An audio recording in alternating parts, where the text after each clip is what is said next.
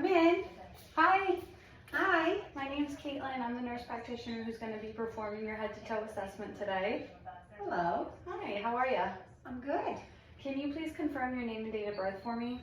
Maria Carrera Silva, 9/21/69. Okay, is it okay if I call you Maria? Of course. And do I have consent to perform this assessment today? Yes. Good. Okay, so since I have obtained consent, I've already performed hand hygiene. So I'm going to start off by doing a general appearance and you're looking at your integumentary system. Then I'm going to be doing a neurovascular assessment, assessing your cardiovascular systems, your respiratory systems, your musculoskeletal, your endocrine, your lymphatic systems, okay? Okay. All right, so first what I'm visualizing when I see Maria sitting here, she's sitting upright, she's able to answer questions, and she does not appear in any distress.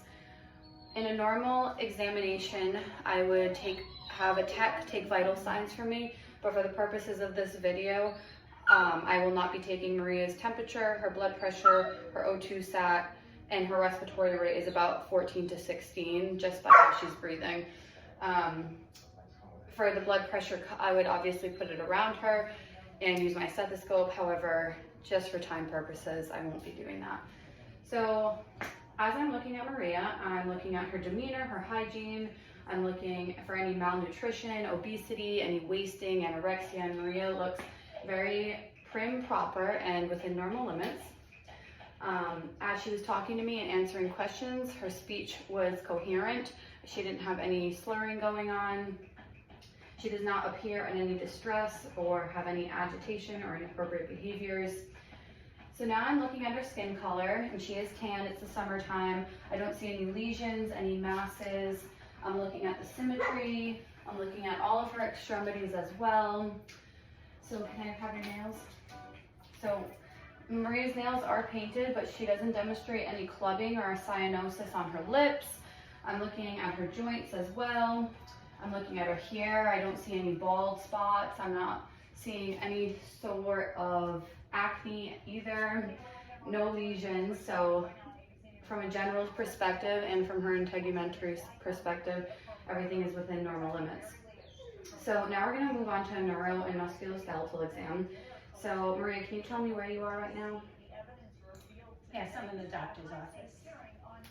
Do you know what year it is? Yes, 2025. Good. And do you know what time it is? About? It's about 5 o'clock. Yes, actually right on the dot. And you know why you're here? Yes, for a general assessment, general checkup. Yes, very good. So Maria appears alert and oriented ×4. So now we're going to do some cranial nerve testing. So I'm going to be assessing cranial nerve 1, which is your olfactory nerve. So I am going to have you, close your eyes, and I'm going to have you occlude one ear with a finger. And I'm going to have you smell this sensation. And what do you can open now. What do you smell? Coffee. Good. And now we're going to try the other ear. So go ahead and close. Smell it. Oh, what do you smell?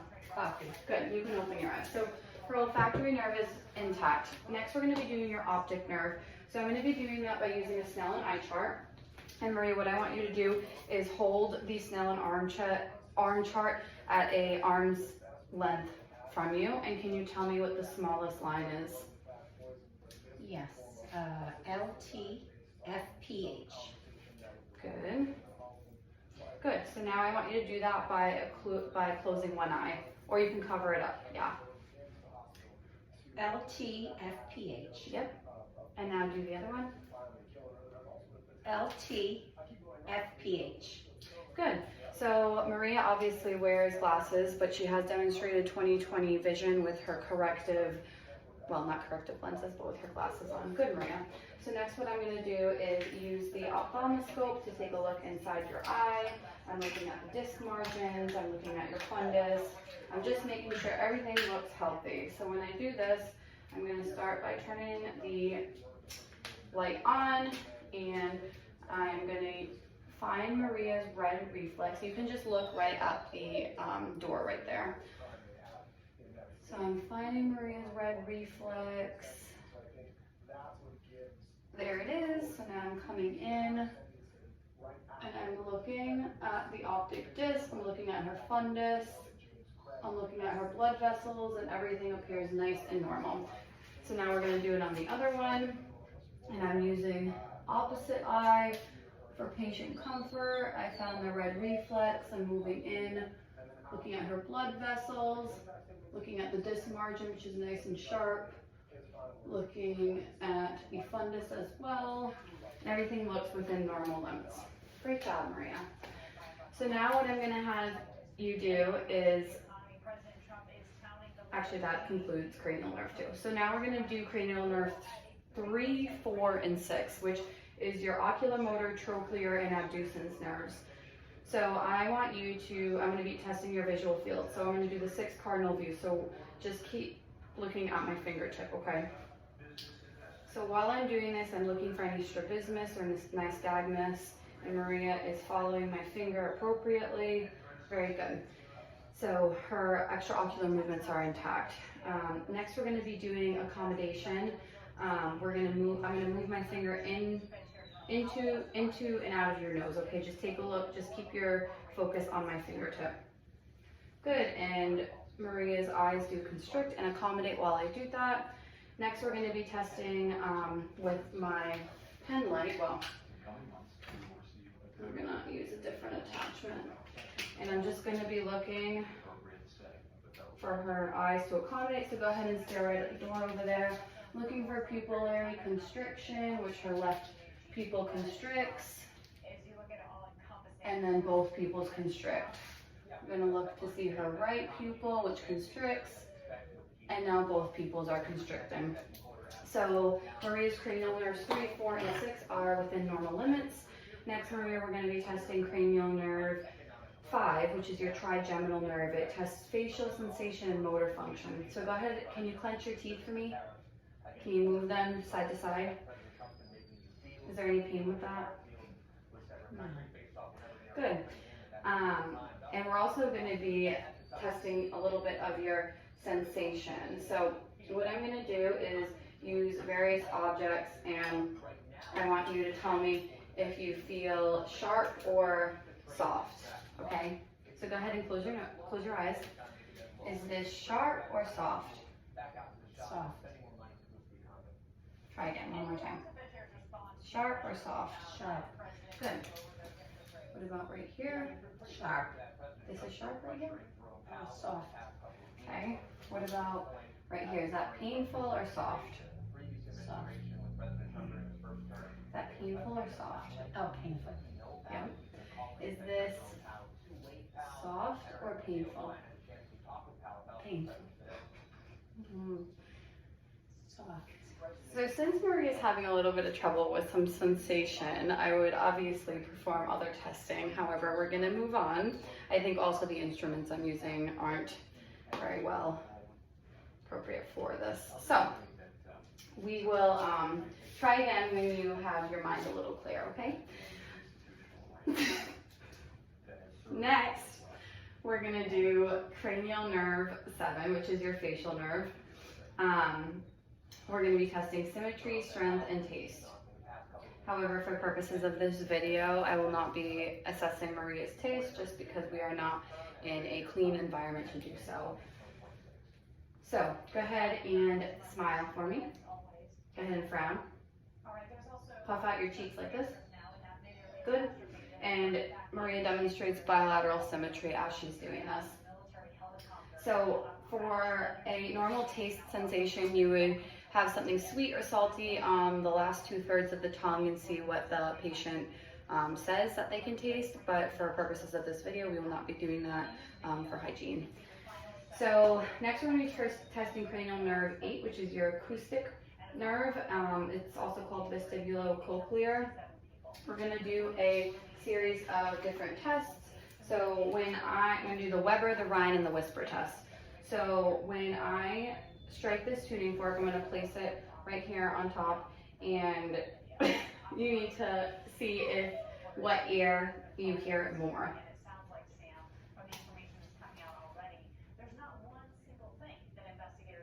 I hear them in both. Good. Very good. So next we're going to do the Ryan's test, and I'm going to put it on your mastoid process right here, and then after I'm going to put it right in front of your ear, and you just tell me when you stop hearing it, okay? In both. So I'm just going to move your hair. Oh wait, hold on. Just tell me when you stop hearing it. Sometimes those altimeters say the margin of error is 100, 150, 200 feet in some cases. And when a plane is landing at Reagan National Airport under these flight plans, sometimes a helicopter can fly less than 75 feet from that airplane. So when you have a margin of error and it's good. So that's testing air and bone conduction. So next we're going to do it on here. So just tell me when you stop hearing it, okay? To go behind the American Airlines jet was never heard by the helicopter crew because they were still hearing their microphone at the same exact time. So the message was canceled out. We're also Not hearing it hearing anymore. questions about why that helicopter wasn't stopped as it approached the airport with a plane that was potentially going to cross its flight path. And that American Airlines plane, those pilots slightly saw that helicopter just Not 2 hearing it. seconds Good. before impact. So Maria's vestibulocochlear nerve is within normal limits as well. Next we're going to do the whisper test. So I'm going to occlude one of your ears and I'm going to whisper something and you tell me what you hear, okay? Baseball. Yep. Apple. Very good, Maria. So her acoustics are intact. Next, we're going to do cranial nerves 9 and 10, which is your glossopharyngeal and your vagus nerve. So I'm going to actually use this light, and I'm going to have you swallow, and then I want to see that uvula rise. So you can just stick your tongue out and say ah, and I say so, okay? Okay. All right, so go ahead and swallow. All right, and then say ah. So I'm looking at Maria's tonsils, I'm looking at her uvula rise, I'm grading her tonsils as well, which they are like about a 1, no inflammation, and everything looks intact within Maria's mouth. So normally we would test a gag reflex, but for hygiene purposes I will not be testing Maria's gag reflex. In a normal office setting we would have sterile equipment to be doing this. Also throughout this assessment, I've been assessing Maria's voice quality, and she does not have any stuttering going on or hoarseness within her throat. So cranial nerves 9 and 10 are intact. Next, cranial nerve 11, your accessory nerve. So I'm going to be pushing down on your shoulders, and I want you to try and resist me. So I'm pushing, good, and I can feel that little bit of a shrug. So that means that her accessory muscle is within normal limits. We're going to be testing some gravity with resistance towards the end of this assessment with the musculoskeletal system, and that also tests your accessory nerve. The next one I'm going to do is I'm going to have you turn your head to the right, and I'm going to resist that movement. So I'm going to put my hand on your cheek and go ahead and turn. And Maria does have good strength as she's turning. We're going to try it on the left now too. Go ahead and turn. Very good. So she has a positive strength, 5 out of 5. And last but not least, cranial nerve 12, which is her hypoglossal nerve. We've kind of already tested this when I told her to stick her tongue out, but I'm going to have you do it again. Stick your tongue out, and I'm looking to see her tongue midline, no deviation. So it looks excellent. So we performed the cranial nerves. We've also done some light touch, some sensation. We are going to go back and do that light touch and sensation just because Maria was having a little bit of a hard time with the tools I was using. So I'm going to use actually a key and something soft. So Maria, I'm going to have you tell me with pain, light sensation, this is testing sensory, what you feel, okay? So go ahead and close your eyes. Hard. Yep. Soft. Yep. Hard. Good. We're going to be, can you put your legs out for me? You tell me if it's hard or soft. Hard. Yep. Hard. This one? Soft. Yes. So Maria's sensation is within normal limits as well. We're going to be testing also your reflexes, Maria, and then I'm going to be testing your motor function, and then we're going to be doing some walking tests. So what I'm doing first is I'm going to be testing Maria's brachioradialis reflex. So I'm going to just find that tendon and go ahead and have your arm out. Just rest. You can just rest. So when, am I hurting you? No. When I do that, I can see a flicker of muscle that goes on within her, her fingers, which means I have successfully found the brachioradialis. So now we're gonna do your bicep one. So I'm gonna just have you relax, and I'm gonna find the bicep. Good, and when I do that, I can feel her fingers twitch and see that little reflex go on. We're gonna test it over here as well, and then we're gonna move on to doing the, good. You okay? Okay. Is there any pain? No. Okay. So I'm testing to see her reflexes. While I'm doing this, I'm doing her triceps one. Go ahead and dangle your legs, Maria. I'm gonna take her shoes off for 1 second, just to see the flicker of muscle. Good. Good. So her patella is intact. We're going to be doing her Achilles. So go ahead, I'm going to just do this. Good, and I can see that little flicker go on. Very good. So all of her deep tendon reflexes are within normal limits. Now we're going to be doing some active and passive ranges of motion. So I'm going to have you just put your arms out, Maria. Good, and she's able to do that without any problems. Go ahead and put them up. Good. I'm going to have you stand up. Go ahead and put your leg up like this, and she's able to do that. You can try it on the other leg, good. And just bend at the hips to test that. And she's able to do that seamlessly, so I will not be performing any passive range. You can go ahead and sit down. I'm not going to be performing any passive range of motion, seeing as though her active range of motion is completely intact. So I'm going to have you stick your arms out like this, Maria. Now push down on me. Good. Now go ahead and go like this. I'm going to push down on you. And she does demonstrate a good 5 out of 5 muscle strength without resistance. Now I'm going to do your legs.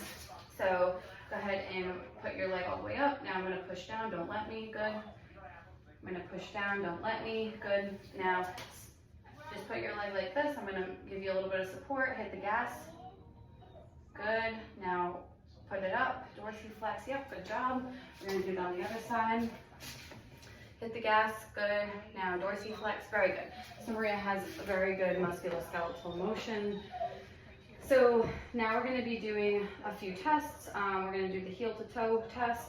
So go ahead, I'm testing your gait and balance. So I'm going to let you walk like this, heel to toe, just about 7 or 8 feet. So go ahead and do a heel to toe test. And while she's doing that, I'm looking at her gait, her balance, seeing if she's swaying or anything. Very good, Maria, that's good. You can come back now. Now I'm going to have you stay standing, and I'm going to have you close your eyes and put your hands up, like, yeah, no, put your hands to the side. And while I'm doing this, I'm looking if she's swaying, if she has any ataxic features, and she doesn't at all. So now, with your eyes still closed, I'm going to have you put your arms in front of you. Good, and she immediately puts her arms right back up. So you can go ahead and sit down, Maria. Good job with that. Thank you. Now we're going to be inspecting your head, neck, your endocrine, your lymphatic systems. So as I'm doing this, I'm starting with inspection. I'm looking at Maria's eyes, I'm looking at her facial symmetry, looking at her conjunctiva, her ears, which are bilaterally symmetrical. I'm looking at her nose, her lips. I'm looking at her scalp. I'm looking for any lesions. I'm looking to see if I see any redness or swelling or masses, and I don't see any of that, so that's a great thing. I'm going to remove these glasses just for a second, Maria. So what I'm going to do now is I'm going to palpate your scalp, and I'm just seeing if I can feel any masses or lesions, which I don't feel any of that. And while I'm doing this, I'm going to actually palpate all of your lymph nodes. So I'm starting at your auricular, your submandibular, coming down to your cervical, anterior and posterior cervical, your clavicular lymph nodes, and everything is not swollen or feels like it's protruding. Do you want me to put your glasses back on, Maria? So we've already done the Snellen eye chart when we were testing cranial nerves, and we've already done pupillary response, but I'm gonna also test some visual fields as well. So Maria, I'm gonna have you look straight at my nose, and I'm gonna hold up some numbers in each of your views, and you just tell me what number with my fingers I'm holding up, okay? Just stare straight at my nose. 4, 2, 1, 2, 4, 3, 2, 1. Good, so that's within normal limits as well. And next I'm going to perform the otoscope exam. So we've already done the ophthalmoscope. So for an adult, I am taking her ear and pulling it up and back. Good, and I've identified the membrane. It looks nice and pearly gray. There is minimal earwax, and I don't see any protrusions. Let's do it on the other one. Any pain with this, Maria? No. Okay. Good, and there it is, and I found the membrane. It looks nice and pearly. I don't see any signs of protrusions or excessive earwax. So that's within normal limits as well. We've already performed the Weber, the Rhine, and the Whisper test. What I'm going to do is inspect your nasal passages. You can breathe normally. Can you tilt your head? Yeah, there you go. What I'm seeing is I don't see any protruding turbulences going on, and I definitely don't see any septal deviations or excessive discharge going on, so that looks good. We've already tested her swallowing ability. I've looked at her tonsils and her uvula rise. We've palpated her lymph nodes, and normally we would assess some Tanner stages at this point in a pediatric patient. However, Maria does not need to be assessed on her Tanner stages. So next we're going to move on to your cardiovascular assessment. For purposes of this video and for comfort of the patient, I'm going to keep her draped like this with her clothes on. In a normal setting, I would have a gown that I could move and shift. So the first thing I'm going to do is inspect Maria's chest wall. I'm looking at her rise. I'm looking at the symmetry. I don't see any heaves or pulsations going on. Maria is breathing regularly, and it does not seem as though she is in any distress. So next I'm going to palpate, and I'm just palpating her chest. I'm trying to see if I feel any pulsations, any thrills, and I don't. Is there any pain with this? No. Good. So next we're going to auscultate, and I am going to have you just breathe normally. So I'm finding the second intercostal space, and I'm auscultating her aorta or aortic valve, and I'm hearing S1 perfectly. She has a normal rhythm. Now I'm auscultating her pulmonic valve, S2, so S1 and S2 are present. I don't hear any abnormalities, any murmurs, any gallops. I'm going to be auscultating Erb's point. Erb's point sounds good to me. We're going to go down and auscultate the tricuspid area, which sounds normal. I don't hear any murmurs or gallops or any abnormal closing and opening of the valves. Her mitral, and then the point of maximal impulse, which is her apex, and everything sounds good. So also, as I was palpating the point of maximal impulse or the apex, and I did not feel any thrills or abnormal heaves going on. So next we're going to be assessing her pulses. So I'm going to start with her radial pulse, and I'm going to grade each of them. So these are mainly during cardiovascular assessment, where if she had any sort of AFib, we would feel an abnormal little bit of a pulsation. We're going to assess her carotids, being careful not to assess them at the same time. And her pulses are all bilaterally equal, and they do not demonstrate any abnormalities. So as I'm doing this, I'm also going to assess Maria's capillary refill. So it is tough with people with painted nails, but however, if they did have any kind of arterial or venous diseases, you would see other signs like clubbing or cyanosis. So unfortunately with Maria's nails, I cannot assess her capillary refill accurately, but I can see other signs demonstrating that she does not have issues with venous or arterial blood flow. So, and throughout this assessment, I've been looking to see if there's any edema present. She does not demonstrate any swelling in her bilateral lower extremities, bilateral upper extremities, which indicates to me that her cardiovascular system is within normal limits.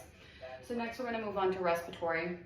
And I've kind of already done this with the cardiovascular, but I'm inspecting her chest wall, her chest rise. She's breathing normally at a normal rate. She's sitting upright and no distress, which to me is a perfect respiratory patient.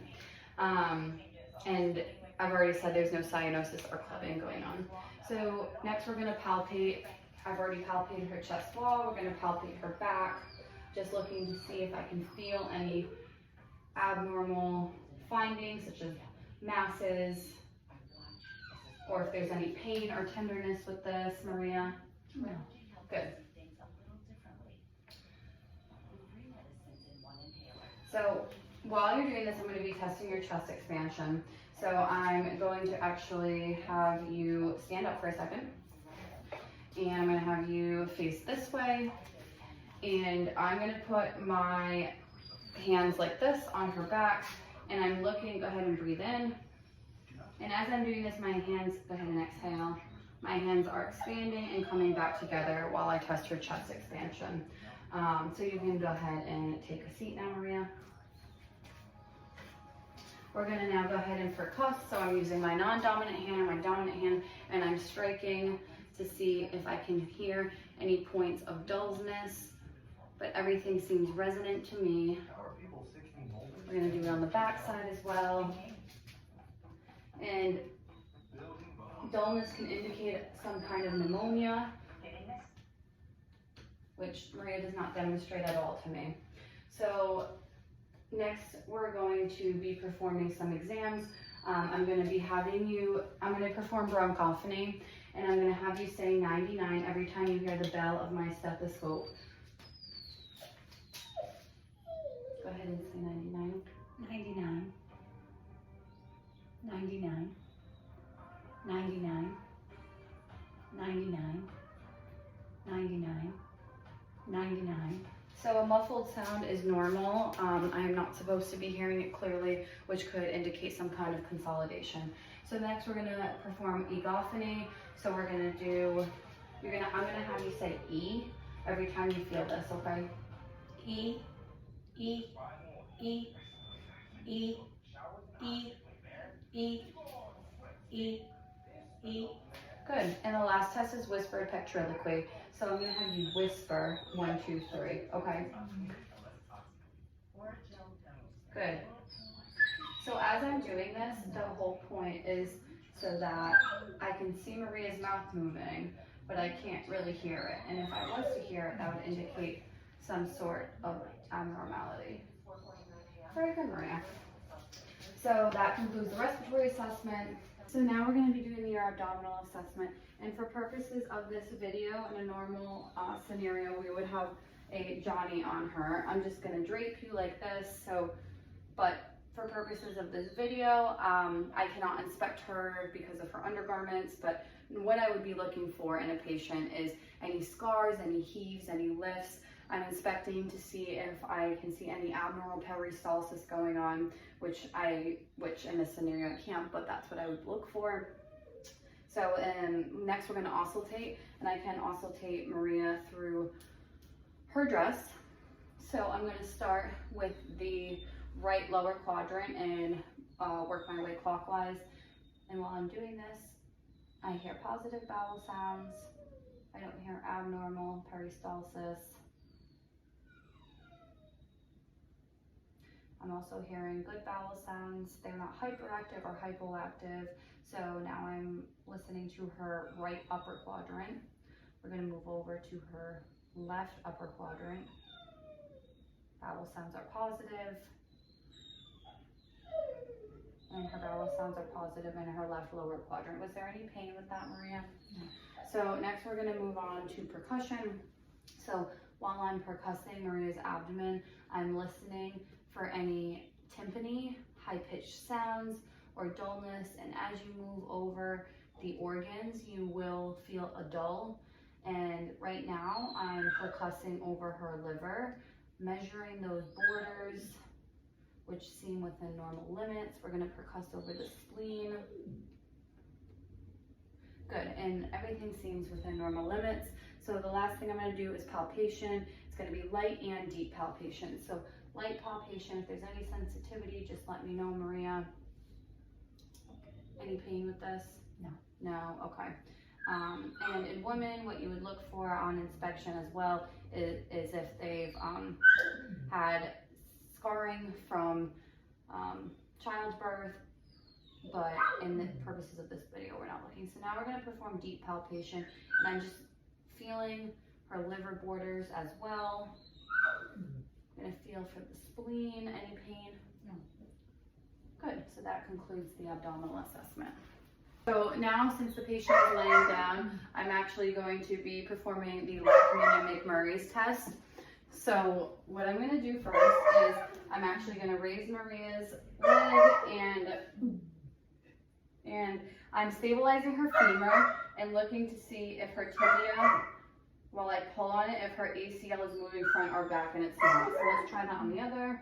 Stabilizing the femur, pulling on her tibia to see any forward or backward movement, and she does not have that.